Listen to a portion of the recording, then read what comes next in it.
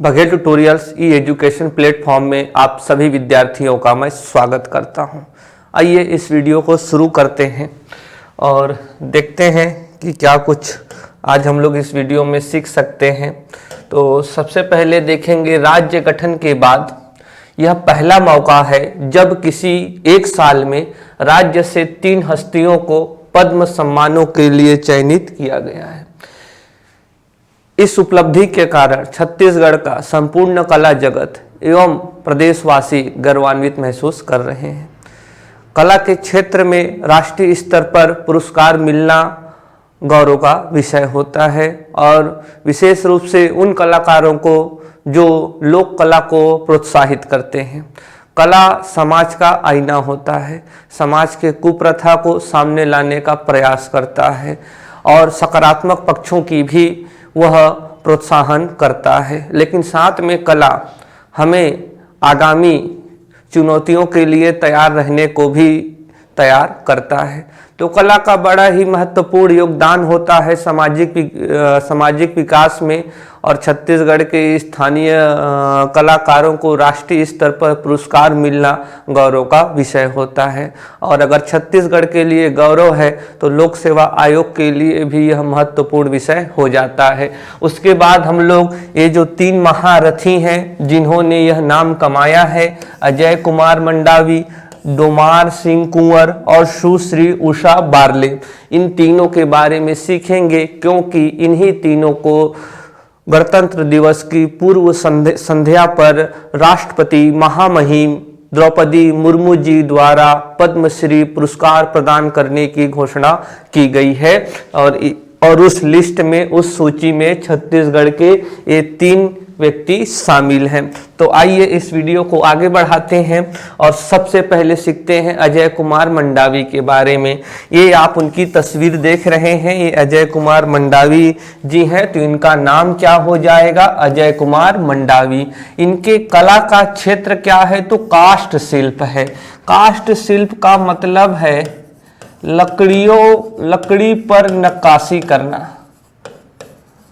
सरल भाषा में लकड़ी पर चित्रकारी करना। ये आप एक नमूना देख रहे हैं कि इन्होंने कितना ही सुंदर दृश्य बनाया हुआ है इस लकड़ी पर।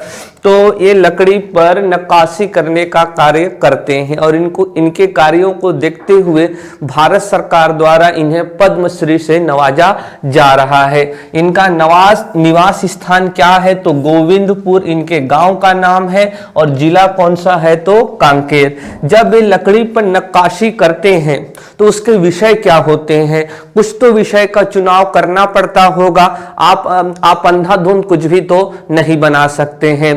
तो इनका जो प्रमुख विषय होता है वह गौड़ जनजातीय कला से संबंधित होता है। जनजातीय जीवन के लोक पर्वों को, जनजातीय जीवन की मान्यताओं को गिरने का कार्य करते हैं। लेकिन हाल फिलहाल में इन्होंने बाइबिल, भगवत गीता, राष्ट्रगीता, प्रसिद्ध कवियों की कहानियों पर आधारित भी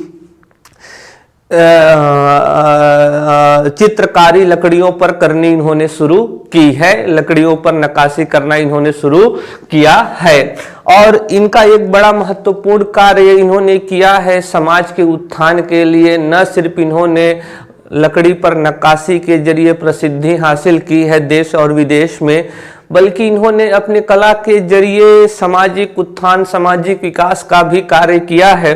कैसे किया है? तो कांकेर जेल में कुछ कैदी बंद थे जो नक्सल प्रभावित क्षेत्र से हैं और माओवादी विचारधारा से जुड़े हुए हैं। तो उन कैदियों को वो लकड़ी पर नक्काशी करने के लिए काष्ठ शिल्प में प्रशिक्षण प्रदान करते हैं और वे कहते हैं कि बंदूक छोड़िए और छेनी उठाइए। नक्सल प्रभावित क्षेत्र में जेल कैदियों एवं युवाओं को काष्ठ कला में प्रशिक्षण प्रदान ये करते हैं। इन्होंने इसके लिए एक स्वयं सहायता समूह का भी निर्माण किया है जिसका नाम है शांता आर्ट ग्रुप। तो आप सभी इस बात को बड़े ही विशेष रूप से ध्यान में रखें कि अजय कुमार मंडावी 2023 के लिए पद्म पुरस्कार के लिए चुने गए हैं और इनका कला क्षेत्र है काष्ठ शिल्प, साथ में ये सामाजिक उत्थान का भी कार्य करते हैं। आगे बढ़ाते हैं इस वीडियो को और ये आप देख रहे हैं ये डोमार सिंह कुंवर जी हैं और डोमार सिंह कुंवर जी को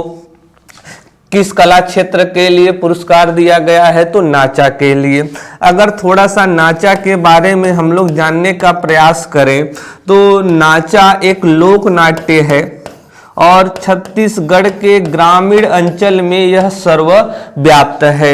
इसमें आमतौर पर पारंपरिक रूप से पुरुष ही भाग लेते थे, लेकिन वर्तमान में इसमें महिलाएं भी भाग लेने लगी हैं। पारंपरिक रूप से पुरुष ही महिलाओं की भूमिका निभाते थे और इसमें परी और जोकड़ की भूमिका बड़ी ही अहम होती है। नाचा के पितामह की बात करें तो दुलार सिंह मंदराजी हैं और इन्होंने ही छत्तीसगढ़ की पहली नाचा पार्टी यानी कि रवेली नाचा पार्टी की स्थापना किया था और इसी पार्टी के जरिए उन्होंने छत्तीसगढ़ में नाचा लोक नाट्य को प्रसारित किया। तो डोमर सिंह जी किस कला से जुड़े हुए हैं तो नाचा से जुड़े हुए हैं और इनका निवास स्थान क्या है तो लाटाबोड़ है, लाटाबोड़ गांव और कौन सा जिला तो बालोद जिला। इनकी भूमिका क्या है, ये जब लोक नाट्य करते हैं तो ये डाकू सुल्तान की भूमिका निभाते हैं। अन्य गतिविधियां में भी ये संलग्न है। हर एक जो कला प्रेमी होता है, कला के क्षेत्र में कार्य करता है तो वह सामाजिक उत्थान के लिए भी कार्य करता है। कोरोना महामारी के दौरान हम लोगों ने कई कलाकारों को देखा कि वो समाज के लिए आगे आए।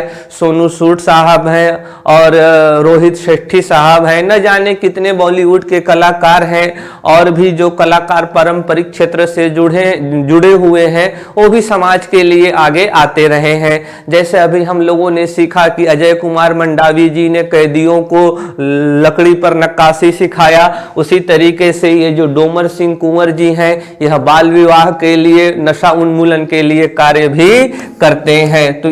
तो डोमर सिंह जी को भी वर्ष 2023 के लिए गणतंत्र दिवस की पूर्व संध्या पर महामहिम राष्ट्रपति द्रौपदी मुर्मू जी द्वारा पद्म पुरस्कार के लिए इनके नाम की घोषणा की गई है। आप इसको ध्यान में जरूर रखें। मैं इस वीडियो को आगे बढ़ाता हूं और तृतीय कलाकार पे आता हूं और ये जो आप तस्वीर देख रहे हैं इनका नाम है सुश्री उषा बारले जी और इनका कला का क्षेत्र है पंडवानी और पंडवानी में भी तो कौन सा कापालिक शैली। आइए थोड़ा सा पंडवानी के बारे में जानकारी प्राप्त करते हैं संक्षेप में।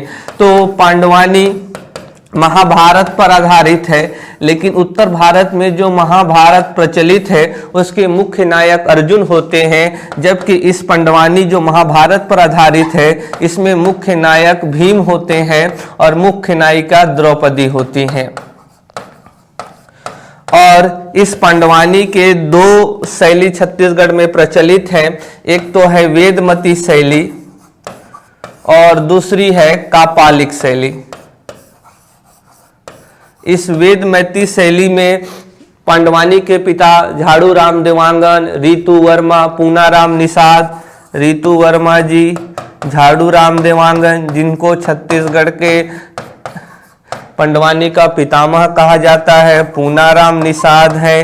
तो ये सभी वेदमती शैली में पंडवानी का प्रदर्शन करते हैं और वेदमती में जो गायक होता है वह नियत होता है, एक ही स्थान पर होता है, जबकि इस कापालिक शैली में जो गायक होता है वह मूवमेंट करता रहता है।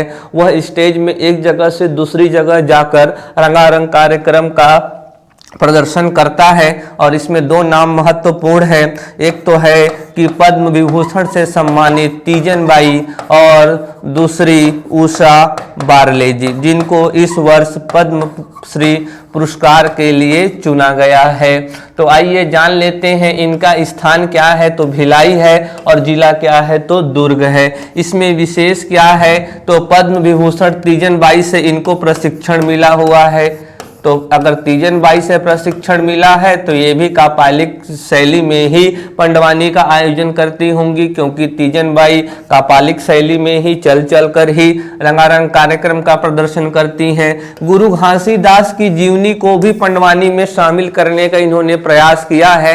यह अपने आप में एक अद्भुत है कि पंडवानी जैसी कला विधा में ही समाज सुधारक गुरु घासीदास जी के जीवन को भी शामिल करने का प्रयास कर रही हैं उषा बारले जी। इन्होंने छत्तीसगढ़ राज्य आंदोलन में भी सक्रिय रही उषा बारले जी, और 1999 में इनको गिरफ्तार भी किया गया दिल्ली के जंतर मंतर से। उस आंदोलन का नेतृत्व विद्याचरण शुक्ल जी कर रहे थे। तो ये काफी सक्रिय कलाकार रही हैं, न सिर्फ कला के क्षेत्र में बल्कि अपनी अस्मिता के लिए भी इन्होंने काफी कार्य किया है, छत्तीसगढ़ के लिए भी। तो साथियों, इन तीनों महान विभूतियों के बारे में समझ लेने के बाद आइए इनसे जुड़े प्रश्नों को हम लोग हल कर लेते हैं। वर्ष 2023 में किस व्यक्ति को नाचा के क्षेत्र में पद्मश्री के पुरस्कार से सम्मानित किया गया है? नाचा के क्षेत्र में साथियों कह रहा, ध्यान रखिएगा। तो उषा बारले जी तो पंडवानी के क्षेत्र में है, और अजय कुमार मंडावी जी यह तो काष्ठ शिल्प में पारंगत हैं, और ये आप डोमार सिंह जी देख रहे हैं, ये डोमार सिंह जी नाचा के लिए हैं। तो यानी कि विकल्प 3 सही होगा बड़े ही आसानी से। अजय कुमार मंडावी को किस कला क्षेत्र में पद्म पुरस्कार प्रदान किया गया है? अजय कुमार मंडावी जी को, अजय कुमार मंडावी जी को काष्ठ शिल्प के लिए वर्ष 2023 का पद्मश्री पुरस्कार प्रदान किया गया है।